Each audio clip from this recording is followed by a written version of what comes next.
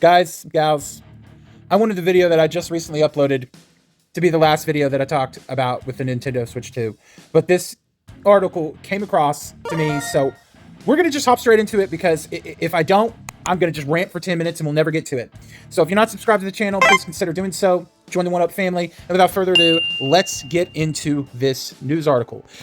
Nintendo says its divisive game keycards will help future-proof the Switch 2.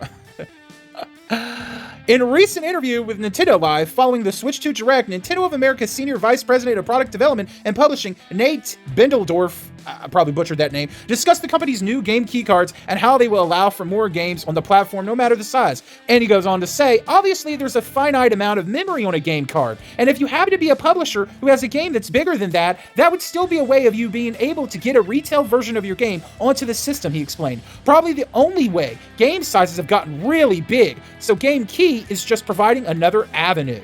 The Switch lasted 8 years. We really want to future-proof the Switch 2 and make sure that people can be publishing games on it, and I think that'll speak to that. Nintendo confirmed after the Switch 2 Direct that game keycards will contain a full download key and don't feature the full game data like other physical editions. This article is PR bullcrap. Future-proofing with keycards? That's how you're going to future-proof the Switch 2. With physical copies that have nothing on the cartridge. They're literally just an unlock to access a digital download that's tied to a cartridge. Physical collectors don't want those because they're not real games. And digital gamers don't want those because they don't want the clutter on their shelf. This is a product for no one. Absolutely nobody. And y'all, we gotta stand up and fight against this. And I know some people out there was like, well, this kind of sucks, but I mean, what can I really do? I don't worry too much about this stuff because there's nothing I can control. And it's like, dude, you can control it. You can vote with your wallet. You just choose not to because like, oh, I gotta have the new shiny console day one. I have to play the new Mario Kart day one. When I know all of y'all probably have massive backlogs of games to get through just like me. So no, you don't need it day one. You just don't care enough about standing up for this bullcrap and not letting these companies walk all over us. You know, my buddy Jay of Cold Knights, he said on the podcast that I joined him with, if you haven't watched that, go watch that podcast. I'll have a link down in the description. He said, everybody says we can't tell people how to spend their money, but maybe we should. Because if people are going to foolishly spend their money and it negatively impacts our hobbies, then that is a problem. And he's right. It seriously is a problem. Because it tells these companies that we're okay with this stuff when a large majority of us are not. And this industry just keeps getting worse and worse and worse. And y'all, like, we are literally at the edge, about to fall off into the abyss and enter all digital gaming. And you know, if that's what everybody wants, if that's what y'all want so badly, fine, go for it. Have an all digital gaming where you own nothing, and whether you like it or not, you're gonna have to like it. Enjoy having corporations dictate how you get to enjoy entertainment and nickeling and dining it for you. Turn on your TV and realize you can't access all those digital movies, or you can't access your digital games because somebody hacked your account or somebody reported you for, being a toxic gamer when they're the toxic gamer and you lose your account, you can't get it back. Because we know Nintendo doesn't give access to digital games. They're horrible when it comes to the digital side of things.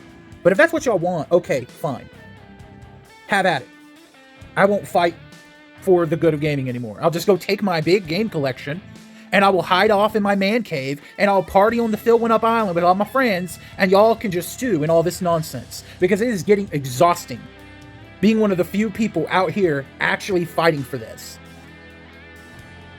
I feel like I'm Captain America going up against Thanos, and I look around and my Avengers are nowhere there. Like, could you imagine if that's how Endgame turned out? It really would be Endgame, which is where we're at right now. We are at the end game. We're in the final showdown with corporations and their greedy anti-consumer tactics. And we can either rally together and fight against it like everybody did with the Xbox One launch, or we can let Nintendo and PlayStation and Microsoft, all these corporations just walk all over us and steal our hobbies from us. That would be a sad way for this all to end. So I challenge you all to vote with your wallet, because there is nothing future-proof about this. The only thing Nintendo is future-proofing is an all-digital age and a bunch of e-waste, because nobody's going to buy these key cards. And that's all that I got to say about this article and this video. Thanks so much for watching, and I really hope this can turn around. I really hope we can get back to happy gaming and happy collecting, because y'all, I'm finding it hard to be happy in this community these days. All right, bye everyone.